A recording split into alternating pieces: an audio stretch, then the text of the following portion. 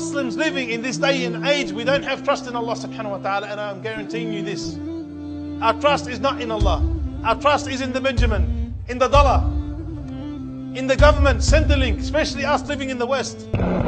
قدر بيوتنا نابل ما عندنا شيء نلبس والله العظيم. هدلكم بيوتكم؟ هديهم كلهم ما عندنا شيء. هون نشرب مي. ما طريق. People living in Syria now have their trust in whom? In Allah. Because they're going through hardship and they're feeling hardship. But us people who are living a cushy life, a nice life, an easy life, we wouldn't have a clue what trust means. Because, seriously here, out of the brothers, who's worried if they get fired? Honestly. Aren't you going to eat tomorrow? Yes. Aren't you going to drink tomorrow? Yes. Aren't you going to pay your rent tomorrow? Yes. So your trust is not really dependent upon Allah subhanahu wa ta'ala.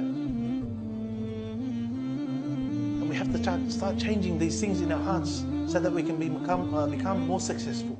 We want to become more dependent upon Allah subhanahu wa ta'ala. We truly want to connect. But the only time we feel it is when a calamity hits us. You find that your wife is doing something wrong. You find that your child is doing something wrong. Allah may hit you with a sickness. Then the first thing we do, oh Allah. Oh Allah, please. I can't handle this. And the Prophet Muhammad sallallahu alaihi wasallam, he said about what? And he's talking about the companions. إِنَّكُمْ قَوْمٌ تَسْتَعْجِلُونَ. Verily you are a people who are hasty, and the companions were going through hell. And the Prophet ﷺ said to them what? There were people who came before you. They believed in Allah, these people, muwahideen. They were sawn in half. They were sawn into two pieces, and their insides were raked out with metal combs. But this didn't put them off their religion. This torture, these trials that they went through didn't put them off what? The deen of Islam. And we just get tested a little bit and you find out our beards are gone, the hijab comes off, our clothes become tighter, the makeup for the sisters become more, and perfume and all this. I can't handle this religion, it's too hard. Next thing you find out, we stop our prayer. I'll pray when I get home. Then after that, what happens? You miss this one, you miss that one, to a point where we disbelieve in Allah subhanahu wa ta'ala. And don't tell me you don't know someone who's in this situation.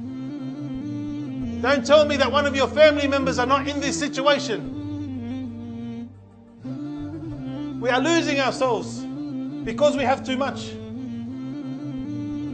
Anyone argue the point with me? We are losing ourselves because we have too much.